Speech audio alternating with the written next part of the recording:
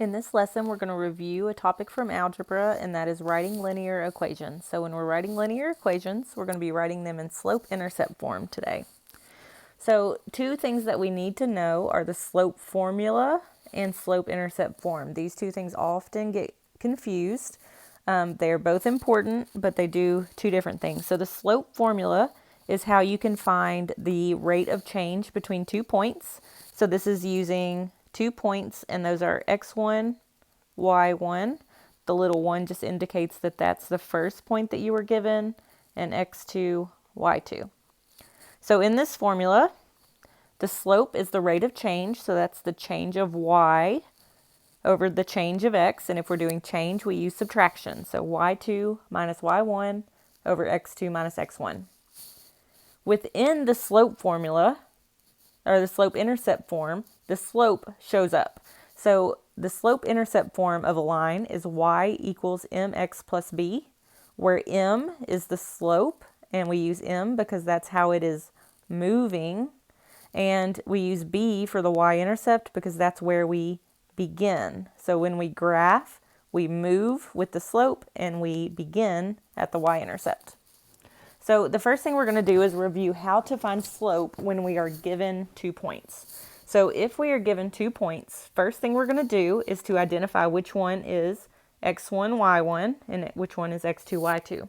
And that's just based on the order that they show up. So if I look at this first set of ordered pairs in example 1, 4, 6 is the first ordered pair that shows up. So I'm going to name that x1, y1. -6, -7 is the second ordered pair that shows up, so I'm going to name that x2, y2. So using the slope formula, I'm going to put these numbers in based on where they are in my formula. So the first thing I need is y2. And so in the y2 spot is -7. And then I'm going to subtract y1. So y1 is 6. So I'm going to put that in the second spot up top. So y2 minus y1. Then I'm going to do x2. And for x2, we labeled that for -6. And then I'm going to subtract x1. So for x1, I'm going to plug in a 4. So I put those numbers in based on where they are in the ordered pairs. So now I'm going to subtract and simplify. So I'm going to subtract on the top and get -7 minus 6, which is going to give me -13. And on the bottom, -6 minus 4 will give me -10. So the last thing to do is going to be to simplify. And whenever I simplify, I want to reduce if it can, and I want to make sure that I check the signs. So here I have a negative number on the top and the bottom. So the result of a negative divided by a negative is a positive. So this is going to be a positive slope.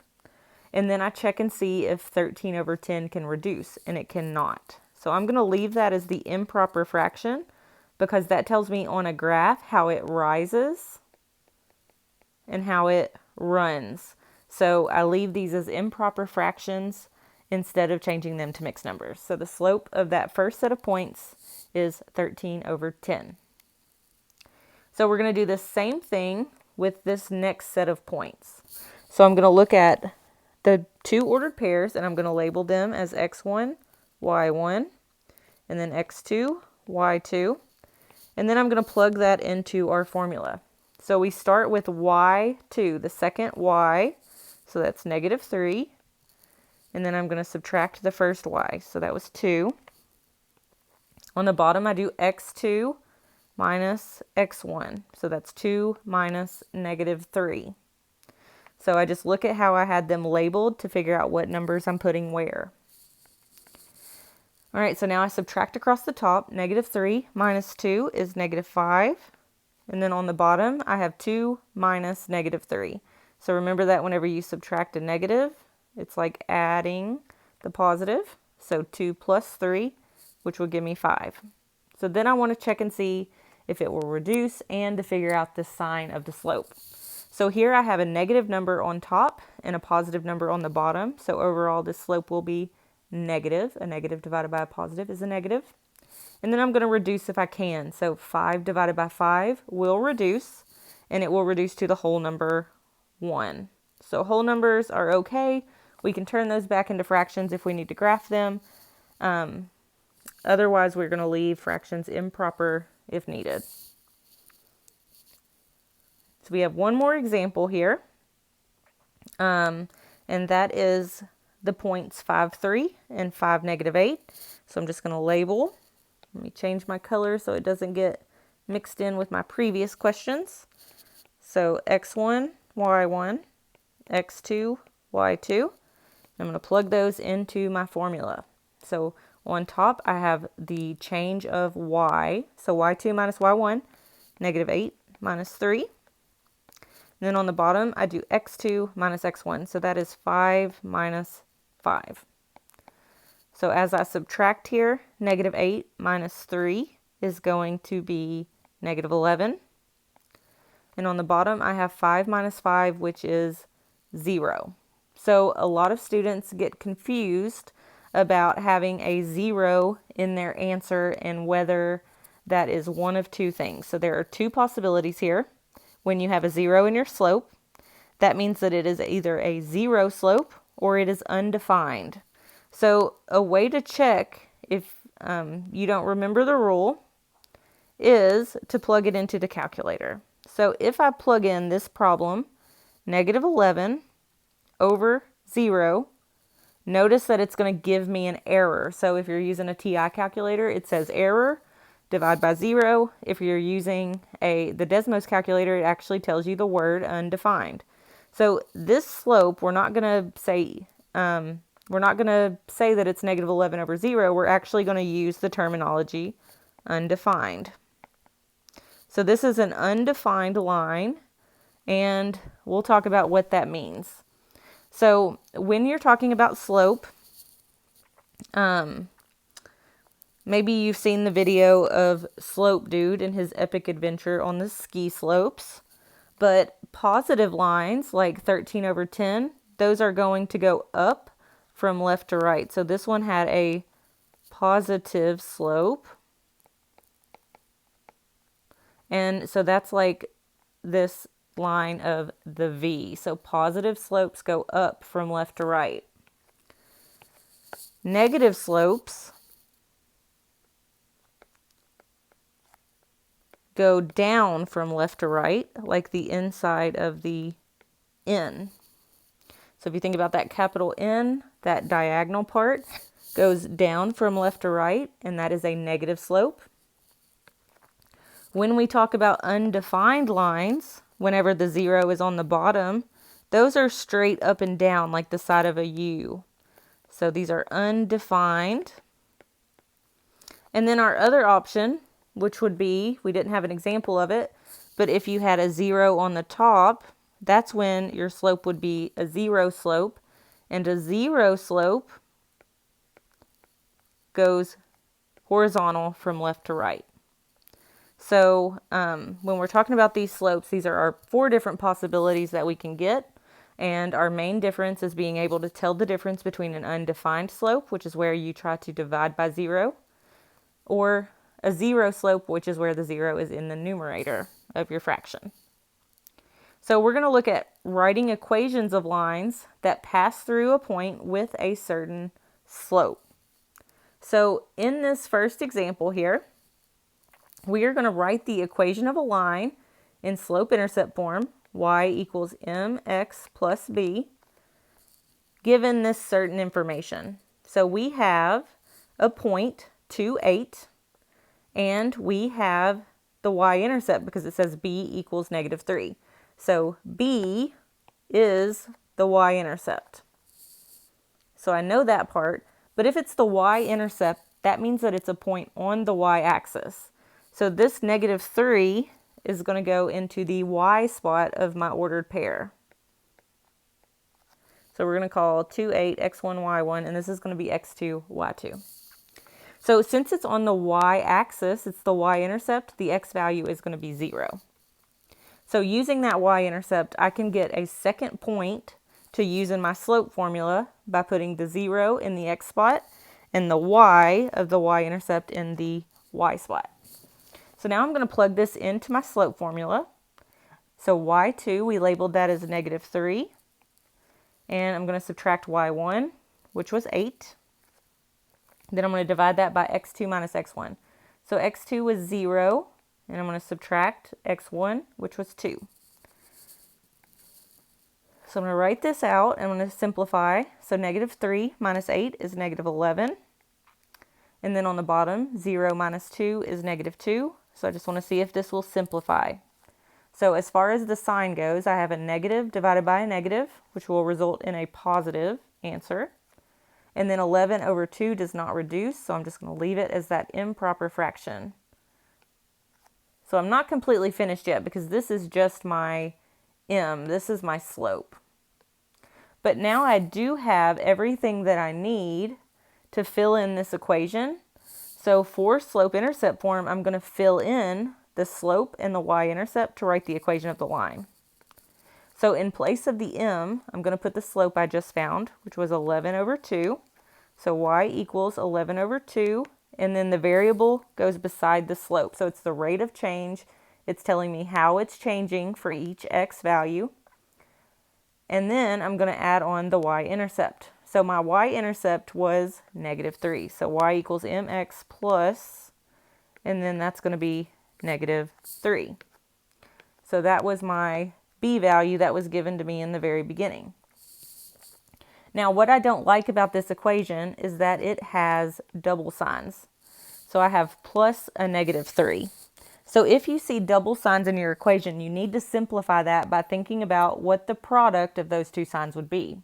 So here, if I think about multiplying a positive number by a negative number, the overall result would be negative. So I'm going to change this to a minus 3. So my final equation here is going to be y equals 11 over 2x minus 3. That is the equation of a line that goes through the point 28 and has a y-intercept of negative 3. So here below you have a your turn question, and that will be in the Google form for you to try. So looking at our next example here, I'm going to go over example 3a and 3c, and then 3b and 3d will be in the your turn form. So if we are writing the equation of a line that passes through two given points, what we're going to do is we're going to think about y equals mx plus b, and this time we weren't given either of those. We were just given 2 points that are on the line. So the first thing is to find the slope. So I'm going to label as x1, y1, and then x2, y2. And I'm going to plug those numbers into my slope formula. So if I plug these in, on top I have y2 minus y1, and that's 7 minus 10. And on the bottom, I have x2 minus x1, so that's going to be 8 minus 4. So next I'm going to go through and simplify. So 7 minus 10 is negative 3. And on the bottom, I have 8 minus 4, which is positive 4. So if I look, I have a negative divided by a positive number, so the overall result there is going to be negative. And then 3/4 does not reduce, so the slope of my line will be 3/4. So for the slope, I'm going to be able to plug in this number, negative 3/4. So far for my equation, I have y equals negative 3/4 x, but I still don't know what my b value is. So since I don't know what that b value is, what I need to do is think about how I can find that b value. So I do have sets of points for x and y that I can plug in, and then I would be able to solve for whatever is left in this b value. So I'm going to choose one of these points, and you can choose whichever one you think looks easier to work with. And they look equally difficult, so I'm just going to choose the first one. So from that first point, the y value is 10. I'm going to plug that in for the y in the equation. And then for the x value from that first point, I'm going to plug in 4. I do not know what b is, so I'm just going to leave that variable in there. But once I only have one variable, then I can work towards solving it. So as I go through to solve this for b, the first thing I need to do is to multiply negative 3/4 times 4. So negative 3/4 times 4 is negative 3. So negative 3 plus some number is going to give me 10. So to solve this equation and finally figure out what b is, I'm going to add 3 to each side. And I find that the value of b is 13. So for b in that equation, I'm going to plug in 13. So to write the equation, I start with the y equals, and then I do the slope, negative 3/4. And then I put the x beside it because that was my rate of change. And then I'm going to do plus b, and my b value is 13. So for that final number, I plug in the plus 13. On this one, I don't have double signs, so I'm finished, and this is the equation of that line. All right, next we're going to look at question 3C. So again, we're given 2 points, and to figure out what the slope is, I'm going to label x1, y1, x2, y2. And I'm going to plug that into my slope formula. So on top I have y2 minus y1. So that's going to be negative 6 minus negative 6. Then on the bottom I have x2 minus x1. So that's 3 minus 5. So if I go through and simplify, negative 6 minus negative 6 is the same thing as negative 6 plus 6. That's going to give me 0 on the top. Then on the bottom I have 3 minus 5, and that's going to give me negative 2. So in this problem I have a 0 on the top. I can plug it into the calculator to check and see what that's going to be. And 0 divided by negative 2. So I forgot to put the negative in, but that's not going to change my final answer. This is a 0 slope. So now I can plug in that my m is 0. And I'm going to show you kind of like a quicker pathway that we could use at the end, but we're going to do the work first. So I'm going to use my slope-intercept form, y equals mx plus b. And I'm going to plug in 0 for the m. So I do not know what b is still. That's what I'm going to try to find.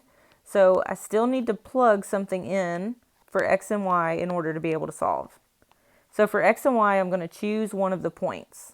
So maybe I choose the second point this time because the 3 is smaller than the 5. So I'm going to plug in for the y value. The y value of that ordered pair is negative 6. Then the x value of that point is 3. All right, so as I go through and simplify, first I'm going to multiply. 0 times 3 is 0. And then I can subtract 0 from both sides, or I can recognize that 0 plus any number is just going to stay the same. And I get that b is negative 6. So now that I have my b value, I'm going to write that equation. Y equals 0x minus 6. So let's think about our knowledge of what happens when we multiply something by 0. So if you multiply something by 0, you don't have to write that part. There are no x's there. So I know that anything multiplied by 0 is going to be 0. It's going to cancel out. So all I end up with is y equals 6. So this was one of those weird equations. It had a 0 slope. So it's going to be a horizontal line. And whenever I solved it out, I ended up with an equation that only had a y variable in it. So I said I would give you a quicker way.